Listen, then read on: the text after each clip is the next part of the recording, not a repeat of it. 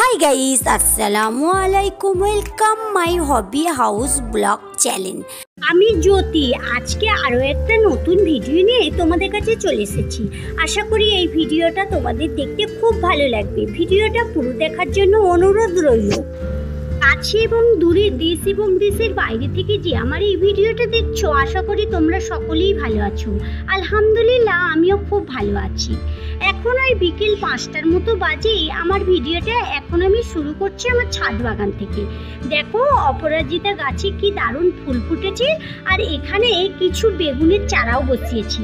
আর এখানে টমেটোর চারা, টমেটো গাছগুলো আমি নিজে হাতে দানা বসিয়ে গাছগুলো করেছি, আর বেগুনগুলো কিনেছি। আর এখানে দেখো একটা ফুল গাছ আছে, আর এখানে উচ্ছে গাছটাও নিজে হাতে দানা বসিয়ে করেছি। আর দেখো বেশ উচ্ছেও হয়েছে। জানো তো বন্ধুরা, নিজে হাতে গাছ বসালে আর সেই গাছে যদি ফুল ফল হয় খুব ভালো লাগে, তাই না? আর এখানে দেখো কিছু উচ্ছেও হয়েছে। থাক, উচ্ছেগুলো বড় হোক। আর বর্ষার কারণে গাছগুলো একদম লক্ষ্য করা হয় না। আর অনেক গাছের গোড়াতে আগাছা জন্মেছে। এবারে ভাবছি শীতের জন্য গাছগুলোকে একটু যত্ন নিতে হবে, সার দিতে হবে, সব কিছু করতে হবে। চলো এবারে নিচে চলে যাই। এখন আমি নিচে চলে এসেছি। ওই সন্ধ্যে 7টার মতো বাজে।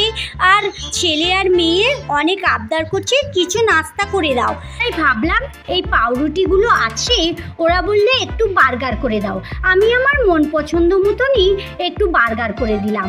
জানি না বার্গারটা খেতে কেমন হবে, তাই চলে আসলাম রান্নাঘরে। এসে পাউরুটিগুলো মাঝখান থেকে ছুরি দিয়ে কেটে নিচ্ছি। তারপরে বার্গার বানাবো। তো বার্গার কি বানাবো, বাড়িতে যা কিছু আছে এইগুলো দিয়েই বানাবো। তো এখানে বার্গারগুলো কেটে নিয়েছি। প্রথমে একটা কড়া বসিয়ে দিয়েছি চুলাতে। কড়াতে একটু বাটার দিয়ে দিলাম। বাটারটা গলে যাওয়া পর্যন্ত অপেক্ষা করতে থাকবো। যখন বাটারটা গলে গিয়েছে তখন একটা পাউরুটি নিয়ে এরমভাবে দুদিক দিয়ে বসিয়ে দিলাম। তারপরে একদিকে একটু বাটারটা মাখিয়ে নিয়ে আবার উল্টে দিয়ে অন্যদিকে আবার বাটারটা একটু মাখিয়ে আর পাউরুটিটাকে খুব ভালো করে এখানে সেঁকে নেব। আমি এখানে হাত দিয়ে করছি। যারা নতুন রাঁধুনি তারা কিন্তু হাত দিয়ে করবে না, তারা হাতা দিয়ে করবে, কারণ হাতে গরম লাগতে পারে। আমার তো করে অভ্যেস আছে, তার জন্য আমি হাত দিয়ে করছি। এবারে এরকম একটা কাঁটা চামচ দিয়েও করতে পারো। যারা এই মুহূর্তে আমার ভিডিওটা দেখা শুরু করেছো, প্লিজ একটা লাইক দিয়ে ভিডিওটা পুরো দেখবে। যারা আজকে আমার চ্যানেলে নতুন, আমার ভিডিওর কোথাও যদি একটু ভালো লেগে থাকে তাহলে আমার চ্যানেলটা সাবস্ক্রাইব করে সঙ্গে থাকতে পারো। আর যারা এই কাজটা করে রেখেছো তাদেরকে অসংখ্য ধন্যবাদ। এখানে দেখো আমার সবগুলো পাউরুটি ভালো করে ভাজা হয়ে গেছে। এবারে চলো ওই একই কড়াতে আমি এখানে সাদা তেল দিয়ে দিচ্ছি। আর বাটার দিইনি, তো অত বাটার তো ভালো না, তার জন্য একটু সাদা তেল দিয়ে এখানে ডিমগুলো পোচ করে নেব। যেরকম ডিম পোচ করা হয় ওইভাবে করে নেব। আর উপর দিয়ে একটু নুন আর একটু জিরে মরিচ, একটু লঙ্কার গুঁড়ো দিয়ে দেবো। লঙ্কার গুঁড়োটা দেওয়ার কারণ হলো আমি এখানে কাঁচা লঙ্কা অ্যাড করছি না, কারণ আমার বাচ্চারা খাবে। তো তোমরা যদি চাও তাহলে তোমরা কাঁচা লঙ্কা দিতে পারো। জানো তো বন্ধুরা, বাচ্চা থেকে বড় সবাই কিন্তু বার্গার খেতে পছন্দ করে। আর বার্গারটা করতে বেশি দেরি হয় না, একদম চটজলদি হয়ে যায়। তার জন্যেই বাড়িতে যখন কিছু না থাকে, কিছু খাবার যদি ইচ্ছে যায়, তাহলে এরকম বার্গার করে নেওয়া হয়। জানো তো বন্ধুরা, এই বার্গারটা হেলদি, সুস্বাদু আর টেস্টিও হয়। বাচ্চারা খেতে খুবই পছন্দ করে। তাই বাড়িতে যদি এরকম পাউরুটি আর ডিম থাকে তাহলে চটজলদি করে নেওয়া হয়, আর বেশি লেটও হয় না। এই তো আমার হয়ে গেল। এবারে চলো এগুলোকে নিয়ে টেবিলে চলে যাই। একটু ডেকোরেশন করতে হবে, তো তাই বাচ্চাদের একটু ডেকোরেশনটাই বেশি পছন্দ হয়। এখানে আমি সব পেঁয়াজ, টমেটো আর এখানে শসা একটু ডিজাইন করে কেটে নিয়েছি। আর এখানে বার্গারটাও হয়ে গেছে আর ডিমগুলোও ভাজা হয়ে গেছে। আমি এবারে একে একে বার্গারের মাছ বরাবর একটা করে ডিম বসিয়ে দিচ্ছি। আর যাদের বাড়িতে সন্ধ্যের নাস্তার ঝামেলা আছে তারা এরকম চটজলদি বার্গার বানিয়ে খেতে পারো। আর আমার বাড়িতে তো সন্ধ্যে প্রতিদিনই কিছু না কিছু স্পেশাল করতেই হবে, কারণ হাজবেন্ডও পছন্দ করে আর ছেলে মেয়েও খুব পছন্দ করে।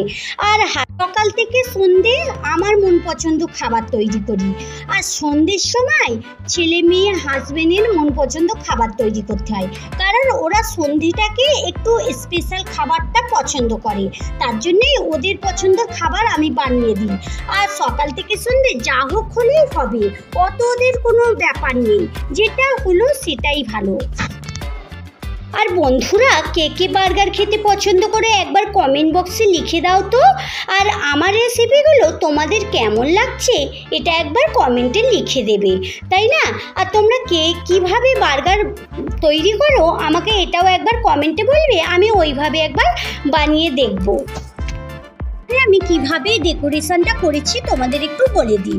প্রথমে বার্গারের উপরে ডিম পোস্টটা দিয়ে দিচ্ছি, তারপরে একটু শসা দিয়ে দিলাম, শসার উপরে একটু নুন দিয়ে দিচ্ছি, কারণ শসাটা তো এমনি অতটা ভালো লাগবে না, একটু নুন দিলে বেশি ভালো লাগবে। আমার কাছে বিট নুন ছিল না, তোমরা যদি বিট নুন থাকে দিতে পারো। আর তারপরে একটু শসা দিলাম, তার উপরে আবার নুন দিলাম, তার উপরে টমেটো দিলাম, আবার নুন দিলাম, তার উপরে আর একটা পাউরুটির মানে ভাগটা ছিল ওটা বসিয়ে দিলাম, আর ওপর থেকে একটু ডিজাইন করে দিলাম, কারণ মেয়ে বলল মা একটু ইমোজি করে দাও, ইমোজি দেখতে ভালো লাগে।